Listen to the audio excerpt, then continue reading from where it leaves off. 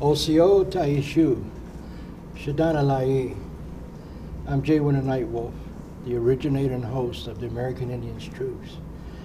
I'm here today with an old friend and brother, Minister Louis Farrakhan from the Nation of Islam. I'm honored to sit with you again. Thank you. It's my honor to sit with you and to be a part of your radio show. We're going to move right along. I have some questions for you. And if you're ready, we can get started. Yes, sir. Okay.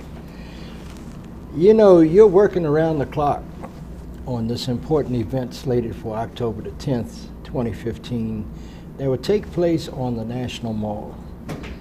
It must be taking a toll on your health, and you're spending large sums of money on the Justice or Else crusade. What do you hope to gain, and what do you hope to accomplish? First, the greatest accomplishment of all is to unify our people and our struggle under one theme that rises above all personal and organizational agendas. And that theme is justice. Justice is a principle of fair dealing. It's the greatest of those principles. And the Honorable Elijah Muhammad taught us that justice is the law that distinguishes between right and wrong. It's clear that black people in America have not received justice, fair treatment, equal treatment under the law. It's clear that the Native Americans, the indigenous people of this hemisphere, have not been treated fairly or justly. It is clear again that our Latino family has not been treated fairly, justly. Again, it's clear that women who don't get equal pay for equal work have not been treated fairly. It's clear again that the soldiers who have gone away to fight for this nation, this last great war that has lasted longer than any other war, was fought on the basis of a lie, where the president lied, the Secretary of State lied, the Secretary of Defense lied, the intelligence community lied, and developed a policy that was not in accord with the actual facts. Not fair treatment. So when you look at all those who have a gripe and no real avenue for the redress of their grievances, what greater thing than for all of us to unite and form a great brotherhood seeking justice.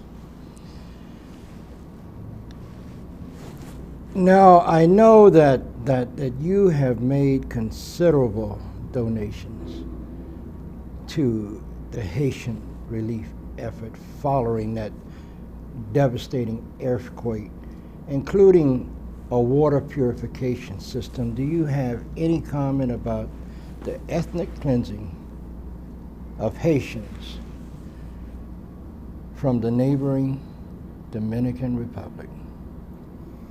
As you know, the Nepalese members of the United Nations Armed Forces, who were the victims of cholera in their own country, brought cholera to Haiti by pouring their defecation and other things into the river that flowed down into the capital of Haiti, poisoning the water supply. The United Nations is not treating the Haitian people fairly by admitting that this is what happened, so that reparation can be given to Haiti for what the Haitians have suffered behind the evil accident, or we say the tragedy of nature. So we invested in a water purifying system that could cleanse that water, and we thank God that we were able to give it to our brothers and sisters in Haiti, but they needed so much more. Now the Haitians are suffering between themselves and our brothers and sisters and their brothers and sisters in the Dominican Republic, who don't see the Haitians as their brothers and their sisters. This is the product of white supremacy at its worst.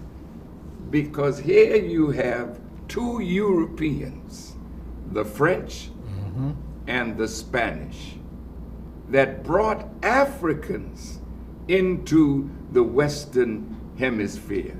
It was the fight of Toussaint and Dessalines and Christophe and Boukman that brought freedom to the entire island that was called by Columbus Hispaniola. And now that the Spaniards are on one side and the French on another, the poison of white supremacy from a French perspective and from a Spanish perspective, now like a skunk. You know, when a skunk urinates on you, you have to really wash and clean to get the scent of the skunk off of you. And when the skunk is killed, there's a stench that lingers long after the skunk is gone. The French are gone, the Spaniards are gone, but the skunks that have poisoned the bloodstream of black and brown people. They created a brown people by intermixing their blood in the African blood, and then imposed on them Spanish language, French language on one side, Spanish culture, French culture, the hatreds that exist between France and Spain imposed on the people. And now the Brown family, made that way by the white man putting his blood into Africans and telling the lighter that you're better than your black brother, though there wouldn't be a brown man if there were no black man. We are the father of it all. So if you cannot honor and respect your own father and hate him after he got you your freedom, and then the United Nations will not sanction the Dominican Republic to force more equity and justice. This, if it continues, will lead to a terrible condition of strife. And I have brothers that are Dominicans, and I love them greatly, and I have Haitian family brothers that I love greatly, but the ignorance of the roots of their condition has to be exposed. And when you expose the root of a tree to the light, then that tree dies. The tree of white supremacy, its roots have to be exposed, that that tree may die, that we may live, regardless of race, creed, or color, in peace and brotherhood with each other. And the stench remains. And the stench remains. I would like to turn your attention to issues closer to home. There's a solid archaeological evidence that African sailors, more specifically the Phoenicians, came to the eastern shores of the U.S. over 50,000 years ago and coexisted with native peoples. Also, several tribes became involved in international trade on the high seas through the Phoenicians. And for some time, they've always had this story that, oh, the Phoenicians were white sailors. In fact, they were not. They were black ocean-going sea merchants that had established international trade on the high seas long before the white man came to the Western Hemisphere. Our ancestors have been inextricably partnered for many millennia. There was a Native American presence in the last Million Man March. Since then, what has been the status of the relationships and alliances between our peoples? Have these bonds been strengthened? And if so, how? If not, why not? To be very honest, there's always attempts by well-meaning people to put the black and the red together. I have been involved in that for nearly 40-some years, maybe more. But joining the black and the red still has to go through the white. The white people have infected the red and the black with attitudes that develop because of propaganda. And when we were slaves in America, many of the Indian tribes gave the blacks refuge in the tribal lands of our brothers and sisters, and they intermixed. So many of us show traits of our mixture with our Native American family. When Master Fard Muhammad came to America from Mecca to teach Elijah Muhammad, he asked us a question.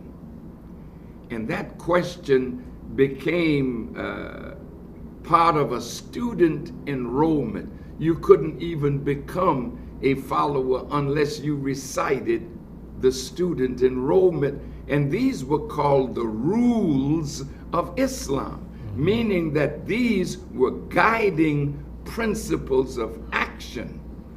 And the first question was, who is the original man? Well, some of us have never heard a question like that, so he gave us the answer. The answer is, the original man is the Asiatic black man, the maker, the owner, the cream of the planet Earth, the God of the universe. Now, many of the native people that you see today don't look like the native people that the Phoenicians found here 50,000 years ago. They were much darker complected. But any time the enemy conquers us as males of a tribe or a nation or a people, the prize, the booty is our women. So they come among us, they mix their blood among us, and as we get lighter, we come under their sway. So just as it was in the Dominican Republic and under the French in Haiti, so it is in the Americas with our native family. The native family told stories about us, and we were told stories about them. So we got to get through all of the propaganda, all of the lies, to build trust with each other. We've made some very good attempts, but the Honorable Elijah Muhammad, in those rules of Islam, asked us the question, what is the population of the original nation in the wilderness of North America and all over the planet Earth? And the answer at that time in 1930 was 17 million with the 2 million Indians, making a total of 19 million in the wilderness of North America, 4,400,000,000 all over the planet Earth. You are, as a native people, an indigenous people. When the Phoenicians came, you say 50,000 years ago, a white man wasn't on the planet then. So it was easy for us to intermingle with one another because we are blood of each other's blood and bone of each other's bone. But now, when we look at our native family, my God, you are powerful. My God, the native family is rich, but so are we. We are poor individually, but this year alone, our economy, they say, we will have $1.3 trillion coming through our hands. But we are consumers, and so are our Native American brothers and sisters. So the enemy makes us consumers where we used to depend on ourselves before he came. We were eating, we built our own homes, no matter how crude they were ours. We learned how to live, how to master the environment into which we were bred and born. But today, something has happened to us. The native people, from what I read, own 58 million acres of land in what is called the United States. We have over 300, some say over 500 tribes, 58 million acres of land. 3.1 million acres of that land is arable, productive land. And nearly 40% of that is in trust. I don't understand that. 58 million acres, and much of it is in trust to the United States government. Do you know what that word trust means? What does that mean? They hold on to the land and apportion it to our native family as they please? Is that what that means? I can enlighten. Please. I can give you some information on that. It appears as though 150 years ago, when we were under constant physical attack, genocidal practices, that once we became, quote unquote, in their eyes, civilized enough to talk to, they told us that we will take your lands and you entrust them in us, and we'll watch out for you. That was a trick. There were over 627 treaties signed between my people and the United States government that they've never lived up to. They have not kept one treaty in the entirety of the 150 years that they've been here. There were 1,200 original tribes, governments here in North America before they got here. We had a centralized government 30 miles east of East St. Louis called Cahokia. We would send our representatives from all 1,200 nations every year to sit in conference with each other. They did not have democracy. They did not know what democracy was until they came here and saw what we were doing. Their United States Constitution is not theirs. The Iroquois Confederacy from up in New York, 6 nations, they had the Great Law of Peace. And if you go to your computer and print out the Great Law of Peace and print out the U.S. Constitution and look at them, the parallels are so close. Benjamin Franklin and his thuggish friends befriended the Iroquois Confederacy and tricked them into taking the U.S. Constitution from the Iroquois Confederacy's Great Law of Peace. Our Great Law of Peace taught us how to live with each other, taught us how to love each other, taught us how to take care of each other, taught us how to treat our elders, taught us how to raise our children. And they stole all of that and incorporated it in that doctrine that George W. Bush considered as a GD piece of paper. And this is how they got their Constitution. They took it from us, brother. Thank you so much, brother, for sharing that with us. Because we're dealing with a people that broke every treaty with the native people and told every lie and made every promise to us, none of which has been fulfilled.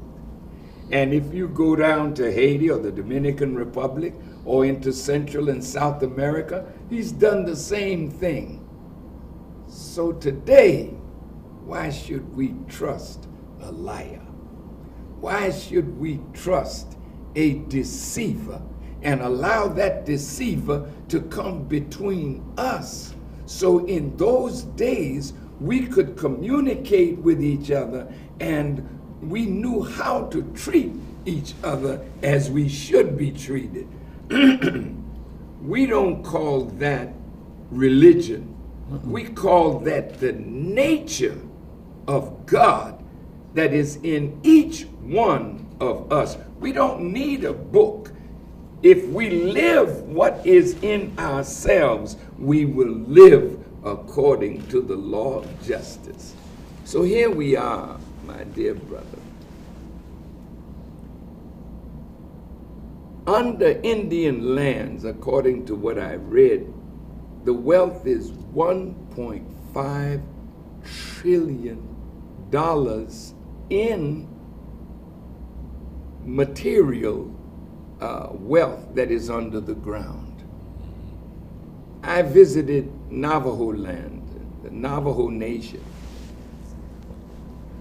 and I was amazed at what was under the land, but how much of it was being leased or extracted by non-Indians. So for me, my dear brother, the future is really ours. We are already on the last reserves of mineral strength in America. It's on Indian lands. Let me tell you something. I'm working with the Apaches, and I'm working with the Navajos on some issues. They're coming to Washington, D.C. on the 21st, 22nd of this month to protest, to go to Capitol Hill, and hopefully give them help. But John McCain,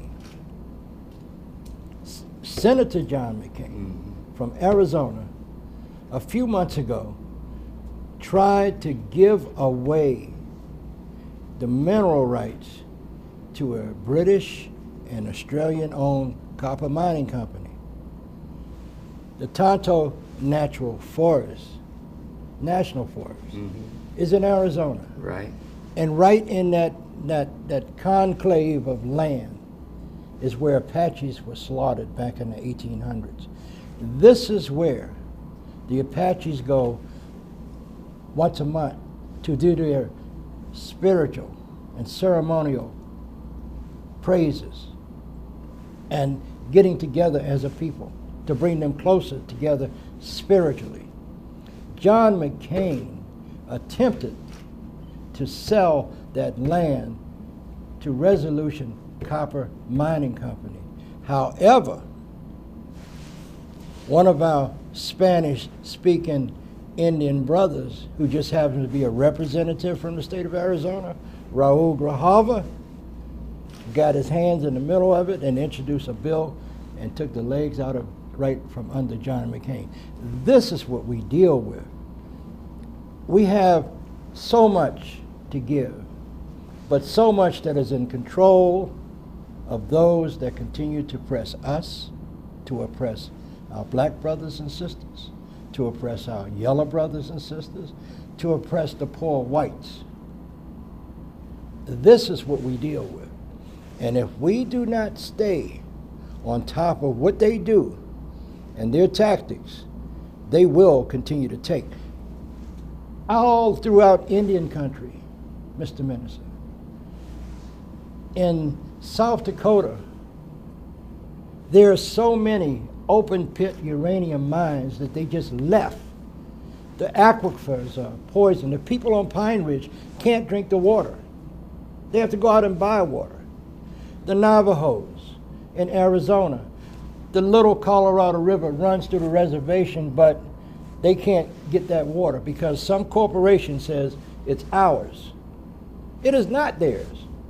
Nothing that God has put on earth belongs to any one group of people or any one corporation or conglomeration of corporations. I'm sorry to get off like this.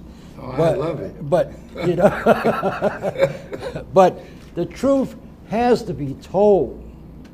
And as long as we don't give the facts and tell the truth about what's going on, then we're doomed for destruction. We're doomed for destruction as an American Indian people, as black people, as the whole entire human family. All the more reason why our unity and our bond of brotherly love with each other will give us the strength to overturn and force the land back into our hands. Break the leases that are sucking the lifeblood of the Native American people. We can't do it as long as you are where you are, we are where we are, and the tribes are not forming that great bond so that when they come to Washington on the 24th or the 22nd and petition, the government sits back and listens and say, yes, yes, yes. Away with you, because you don't have the power to make us do right. The Honorable Elijah Muhammad said to us, even the devil will do good under the gun, but you gotta have it. And the gun that I'm talking about is not a pistol, but firing the cannon of our unity. They cannot, listen to me good, they cannot keep hold of that when we are united. We can force America to do right by us. Yes, we can. They cannot afford to see black, brown, red, and poor white unite for justice. That would end the tyranny of a government that is not for we the people, but an oligarchy that is for the rich and the powerful, and to hell with the black, the brown, the red, and the poor white. That's why I'm asking all of us to come to Washington together as a unit to speak to this government, and then there is an or else clause there. God never sends a prophet that he speaks to a government and a people and there's not a threat in the speech of the prophet. You know something, brother? Every year since I've been on the air at WPFW, which is 15 years, I'm the only Native American voice on the radio east of the Mississippi on FM radio. Every year I ask my listeners and supporters to help me fill 2 to 3 53-foot tractor trailers of clothes and toys and food and medical supplies to take out to the people of Pine Ridge, the people of Rosebud, the 3 affiliated tribes in North Dakota, the San Carlos Apaches in Arizona. And people have been good in helping us do this. But you know, I'm hearing what you're saying, and it makes sense that if we were united, then we could eliminate poverty within our own communities. That's correct. If we were united, then we could stop the defamation of Mother Earth. If we were united, we could stop pollution in our waters. If we were united, we could bring an end to the pollution that comes from coal and digging for oil. If we were united, then we would be able to find the answers that our ancestors had, mine and yours, thousands of years ago, when God told us that we are the caretakers of the earth. We could find the way back to natural living through solar energy that's free, through energy from the water that's free. But as long as there's not a $ tag on it, they're not interested. And they don't care about the people. That's why, my dear brother, when you say if we were united, in whose interest is our division? It's in their interest. Because as long as we are not united, they can continue to do as they've been doing, and John McCain and the McCains of this country will continue to rob the Indians of the value of their land, keep us divided, keep us poor. That is their tactic. That's their goal. Now, if we know that, and we do know it, then it is in our best interest to knock down every artificial barrier that keeps us from that power that comes from our unity. And we don't have to send 3 trucks of supplies to Rosebud or to Pine Ridge. If we are united, the land that is under our feet that we have control over, we can feed, clothe, shelter, produce jobs, because it's all in the land. So some of my brothers used to say, free the land. And if the land and much of it is in trust, we need to free the land. And we can do it if we are united and, wait a minute, and we are willing to not talk about it, but be willing to pay the price to free the land. There is no freedom without the shedding of blood. I'm sorry to have to say that. Nonviolence is not going to bring the land back to us. Our unity will keep us from having to fire a shot. But if we are not united, the only way we're going to get what belongs to us is to make up our minds either to live to get it or die trying to get it.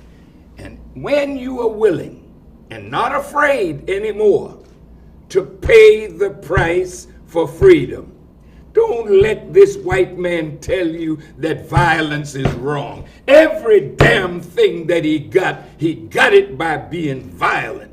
killing people, raping and robbing and murdering. He's doing it as we speak. And then he has the nerve to come and tell us that violence and hatred won't get it. Don't buy that. He's worthy to be hated. Worthy because of the evil that he does. God hates.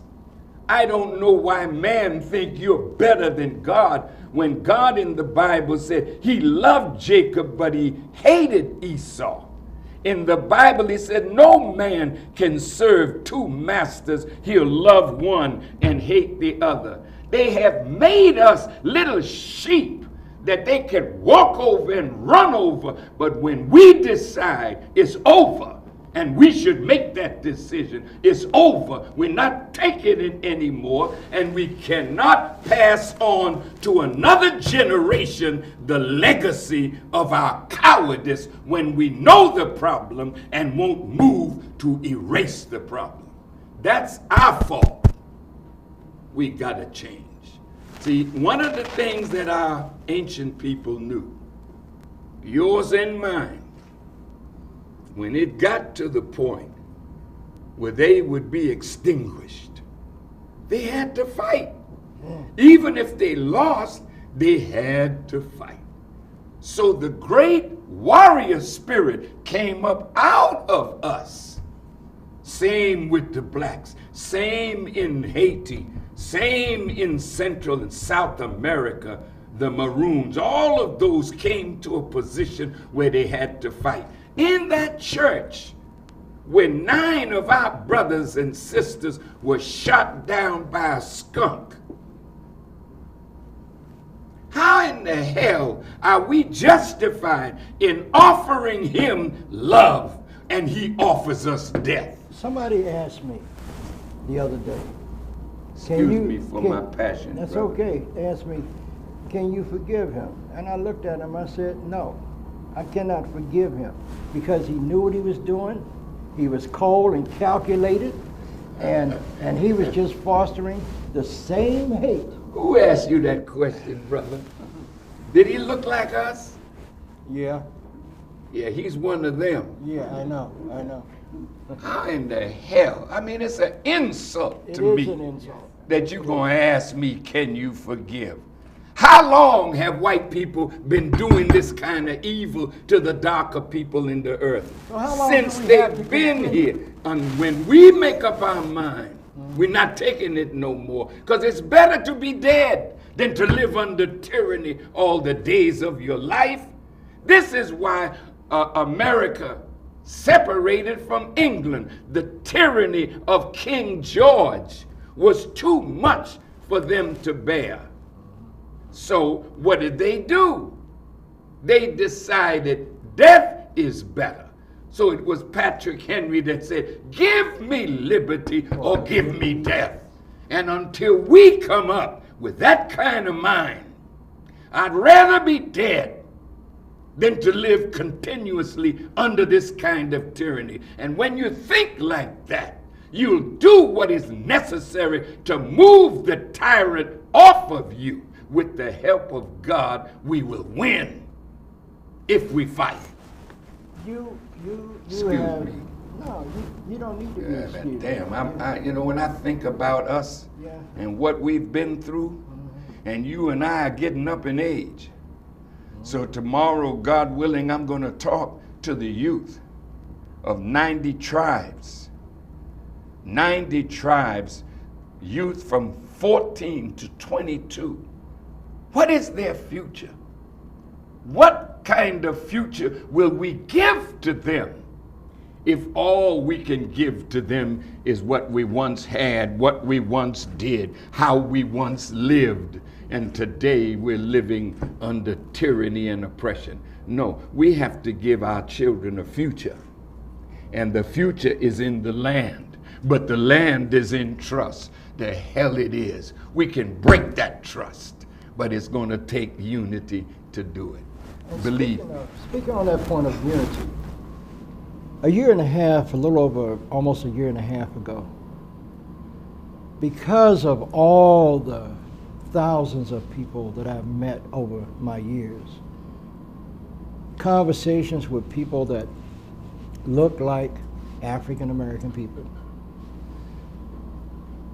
And when you really get down to the nit and the grit of it and ask them, what's your ancestry? Oh, my grandma was a Cherokee, or my great-great-grandfather was, I think he was a Seminole. And because of the stolen heritage of American Indians with black blood and black people with Indian blood, I felt that it was time to bring about a new organization that we call NCBAI, the National Congress of Black American People, Indians. And when I made the announcement, in 6 months, there were carloads of people from California, Oklahoma, Nebraska, people that came out of the Wampanoag people in Massachusetts, people from busloads of people from Atlanta. They all converged upon Washington, D.C. at this little church that only seat maybe 2,000 people. The aisles were packed. They were outside all around the block. And I asked them, why did you come? Because I had to see my family. And I said, what family? I'm black and I'm Indian. And I have never been to anything where black Indians or Indians with black blood came together under one roof. This was the first time in the history of this republic that black folks with Indian blood and Indian folks with black blood were able to come together as a people and not feel ridiculed, marginalized, or subjugated because they stood up and told the world who they are. I would like to invite the Nation of Islam,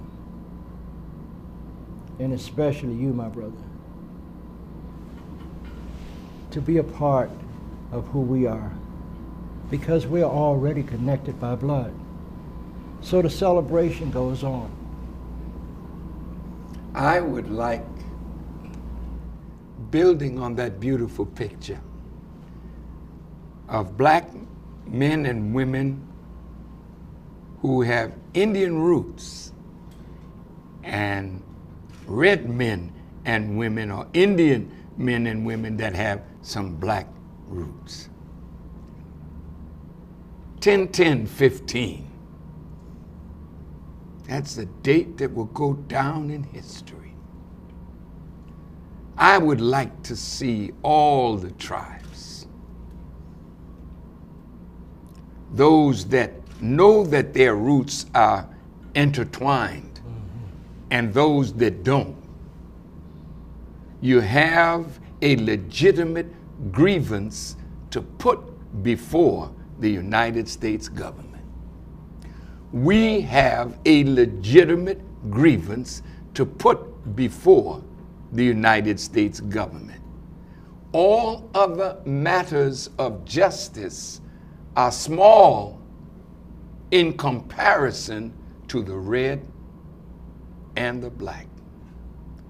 Even though our Latino family must have their grievances redressed, there is no grievance that anybody has that's more difficult to solve than the problem of the black and the red. May I say this, my brother? I was up in Pine Ridge with Russell Means at the Sundance. One of my dearest friends. I took my wife and my son. My son knew how to go in the wilderness and build a tent where they stayed. I watched my wife. They put a blanket over her arm because she has Indian roots. And they danced.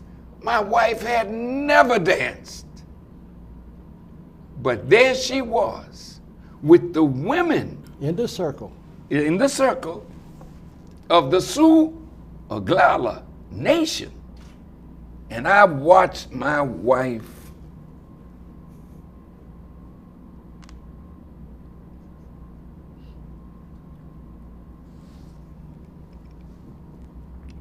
reach down in her roots, and you could not tell that she was not one of the Oglala Sioux women as she danced with them.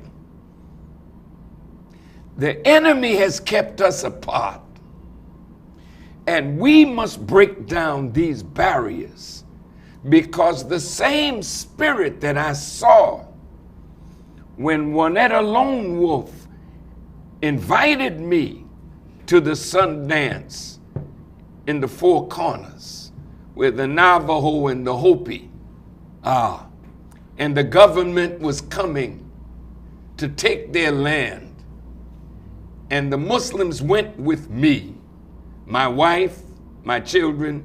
We went there to stand with the Navajo and the Hopi, not knowing whether we will have to fight to maintain that land. God blessed us. We didn't have to fight, but we went there to be with our brothers and sisters in a time of trouble. I'm saying that to say this.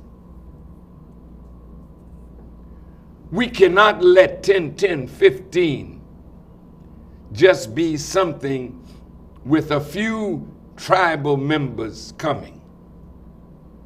The Indian nation has to show up with us and them and our brown brothers, because all of us are the indigenous people of this planet.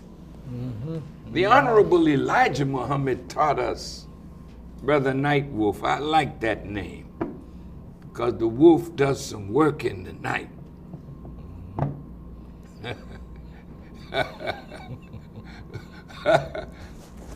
Poor cattle ranchers and others, they're afraid of the night wolf because he's going to eat. And we got to eat. And we got to provide food for our family, a future for them. And we can't be afraid to step up to what is demanded of us by God, to defend the life that he gave us and to pass on to our children a better life, even on our death. You know what, brother? If you were to walk into any mosque in America and you just laid your hands on the first person or the third person or the fifth person that you see, you realize that you're laying your hands on a Native American? I believe there were only 8% of the slaves that came to America. So how is it that there are so many more people that they claim are black or African American? I think they got the numbers wrong, because a lot of Native Americans are the ones that they're counting as black folks too. Well, we're really one. Yeah. We're not going to let them count this is Native American, this is black. Hell no. We are the original people of the earth. I remember a few years ago I was in Africa, and the Pope, I think it's John Paul, was pleading to the Africans to forgive the church for the evil that the church had done to the indigenous people. So while I was in Africa, he was saying that we should forgive. I put a message out to the Pope on African TV, And I said, Mr. Pope, you can't ask us to forgive you before you repent of the evil that the church has done to the indigenous people and make atonement for your evil, then ask us to forgive. But no forgiveness before repentance and atonement. And atonement. This is what I want to say to my silly black brothers and sisters who want to forgive. Want to forgive for what we've been through, the blacks in America, for 460 years, and the native people over 500 years. Forgiving is good. Peter said to Jesus, Master, how often should I forgive? And Jesus told Peter, 70 times, 7 times. That's an infinity of forgiveness. But let me say this to the forgiving family. Jesus was not saying forgive Satan. Satan was born to do evil. There's no forgiveness for him. There's destruction for him. It is you and I who have been made other than ourselves because of being under them. They bred their evil nature into us. So I'm looking at a red man, but I might be looking at my enemy parading as a Native American. Don't lie to yourself. You've been made white under your red skin, like we have been made white under our black skin. So you don't know what the hell you're dealing with when you deal with us, because one day we act like we are the real Native American, the real black man, the real Mexican, and then out of our mouth will come a satanic expression. Greed and lust. That's why we sell out our people. That's why on the Indian so-called reservation or Indian lands, there are leases to these white people who have literally taken the wealth from your land and made a few people rich. This is their pattern all over the earth. And it's this kind of Indian, this kind of so-called black man that is a stumbling block in the path of our progress. And I really say that we've got to clean up our act. And I tell you what I learned. 49% of those who inhabit native lands are not Indians. That's true. Well, wait now.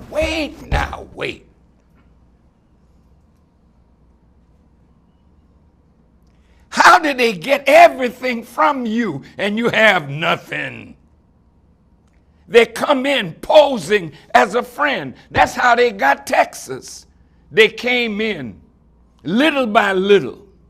Then the next thing you know, they wanted to bring slavery into Texas, and the original Mexican would not have it. War broke out, and they took Texas. They took Arizona. They took New Mexico. They took California.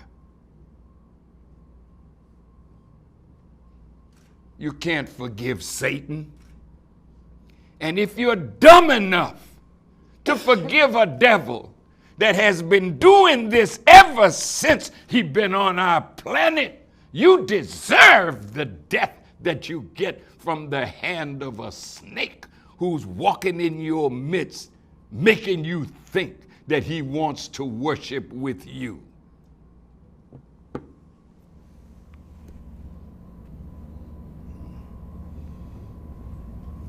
I know. I tell you, brothers and sisters, I'm full. I can't help myself. I'm an old man now, 82, and I don't have no time to play with truth or to be diplomatic. To hell with you diplomats and your foolish diplomacy. Speak straight words, because those are the words that will bring about a change, not this delicate language. I want to be politically correct. How in the hell can you be politically correct when you're blind, deaf, and dumb and destroyed by your enemy? To hell with you and your political correctness.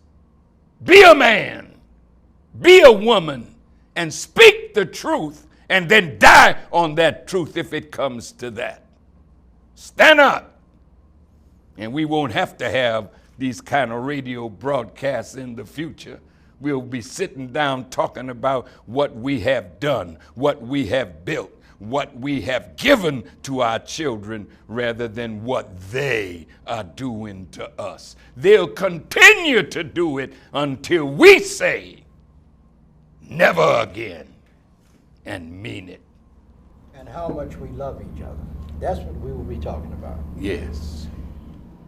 I'm Jay Winter Nightwolf, and this is the American Indians Troops, the most dangerous show on radio, 89.3 FM. I'm sitting here today. I am honored to see my old friend and my brother, Minister Louis Farrakhan, and we're having a very candid, open discussion about the truth, about what's really going on in America as far as the Native American, the Black American, the Yellow American, the poor white American, the truth. And this is probably a once-in-a-lifetime opportunity, and I'm very happy to be sitting in front of you, looking in your eyes, talking to you. My grandfather used to always tell me that you always look a man in his eyes, because the pathway to the heart is through the eyes. That's right. And if you look away, you better be aware of that man that will not look you in your eyes. I want to ask you something, Brother Minister. You met with President Barack Obama when he was a U.S. Senator on Capitol Hill. At a Congressional Black Caucus meeting in 2005. Now that he is the President of the United States and one of the most popular speakers before black groups, in fact, he addresses the NAACP convention next week in Philadelphia.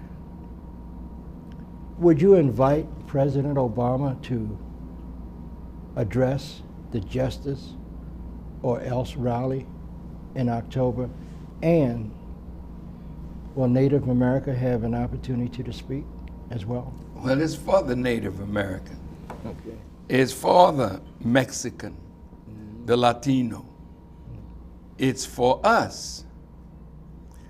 Well, Moses, he might invite Pharaoh to come and have a word. I'll think deep about that. Because whenever they meet, they make sure I don't get an invitation. My NAACP brothers, my Urban League brothers, my African American organizational brothers, when they have their meetings, they don't invite me. And they don't invite me because if Barack Obama is going to be on the program, don't invite Farrakhan. So when somebody else is paying your bill, then they have a right to tell you who can speak and who can't, who can come and who can't. Mayor Johnny Ford out of Alabama told me when they had the 50th anniversary of the March on Washington, 80-some leaders were on the phone with our brother from the Urban League. who was chairing the telephone conference. Mayor Johnny Ford told me that he spoke. He raised my name and the name of the Nation of Islam. And he was very passionate that you can't have a meeting like that and the brothers of the nation not be involved. They're a part of us. And Mayor Ford told me that our brother out of New Orleans said, well, thank you for your passionate speech. And they went right on. Mm-hmm. And I was never invited. We invited them. At the Million Man March, they opposed us in the beginning, not all. But when the crowd came, it was like bringing cockroaches out of the darkness, or rats out of their holes, because there were nearly 2 million men there. I never, ever had a meeting like that and didn't invite the top leaders. In my hotel room, Reverend Jackson came. And he said, Brother Minister, how much time are you going to allot me? Now remember, I called this with the help of others, but I worked for 2 years touring this country, talking to black men to produce the spirit of that Million Man March. I didn't have to give nobody nothing. But when he asked me that question, I said, I can't limit you, Reverend Jackson, because I love him. I admire him. I thank God for the good that he and Reverend Al have done for our people. Speak until you finish what it is that you want to say. I know damn well none of them would say that to me. They don't want me on their programs, but they can come on ours. But this time, if you can't talk justice or else, stay home. This is not for politically correct jackasses. This is not for people who are not ready to confront a government that has denied us justice ever since we've been here. Soft talking, sweet talking, go to the red light district and use that kind of talk with the other fellow prostitutes. But leave me alone. If you don't want to be strong, then stay home. And I pray that God will bring a chastisement on all weak, cowardly men and women who will not secure a future for our children and our people. So I'll think about that one. I really will. Because he damn sure not going to upstage me. I'll let him speak, but I'm coming behind.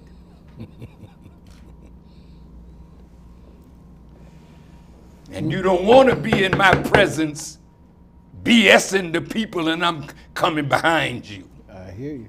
Amen. I'll wear your behind out.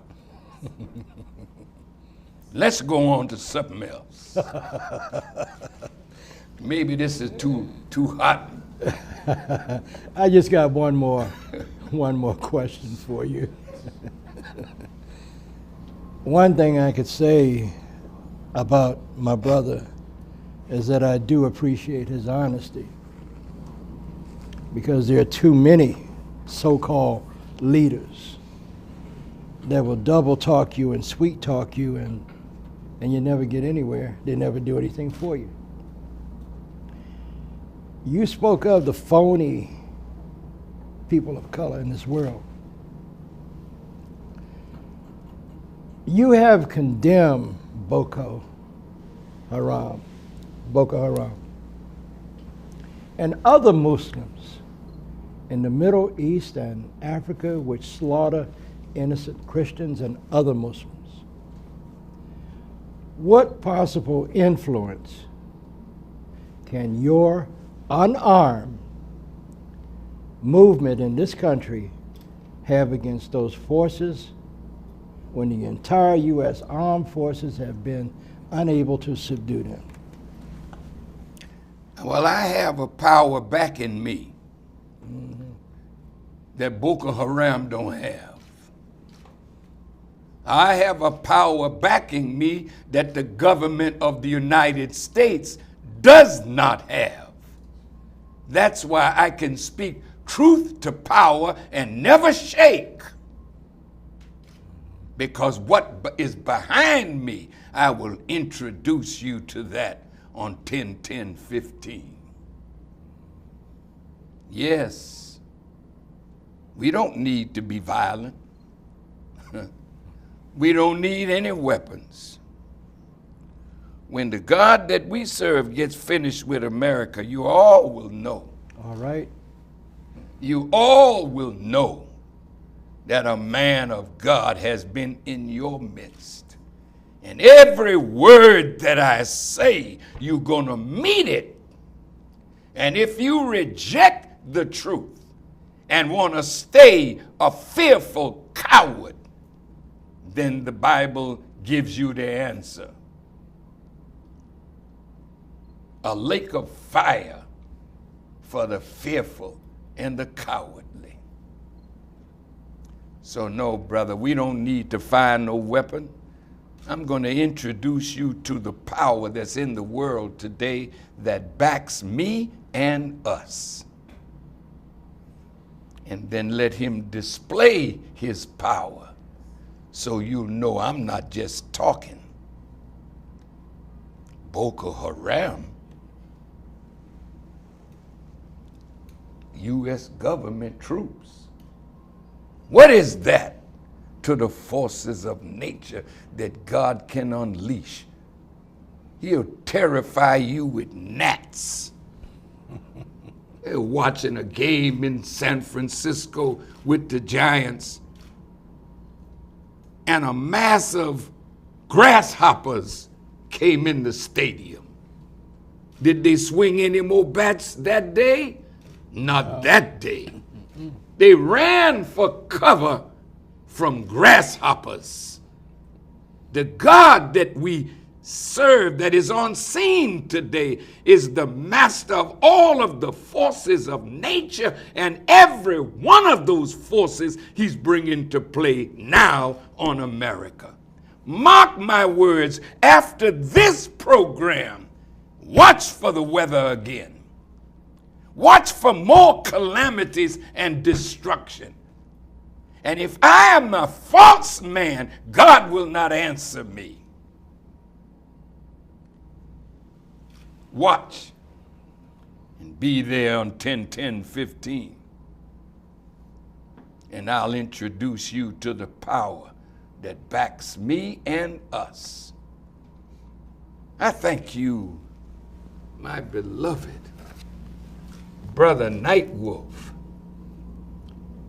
and all of you that love truth. Continue to listen to this radio program of my brother Jay Winter Nightwolf. This is the truth, a station that will absolutely be terrifying those who hate the truth. May God continue to bless you. Bless us. And you as well. That the black and the red and the brown and the poor white will find a way to rise with us justice or else. I want to personally thank my brother, Minister Louis Farrakhan, for being my guest today with his truth and his views. A lot of you have listened to my show, and a lot of you have criticized me. But when the truth unfolds, when the Creator's truth unfolds, then you'll see that this is not a game that I play. I serve warning to all of you that will continue to harm people of color, to continue to economically exploit people of color and poor white people. My ancestor, Sitting Bull, had it right when he said, the human family is what it's all about. My grandfather would always say, it's not about the pigmentation of my skin, or the color of my eye, or the texture of my hair, or the clothes I wear, or the food that I eat. He would always ask us as little kids, do you know what it's really all about? And we would say, what is it, Grandpa? It's how you treat my heart. That's what it's all about. So it makes no difference about the complexion of your skin or the color of your eye. It's how you treat my heart. Thank you so much, brother. Thank you. I am deeply honored. I as well. That's it for the Night Wolf Show. Danada, Goai, Wado. I love you all of you, even you that make it hard to love. I still love you. Peace and love. Talk to you next week. Thank you.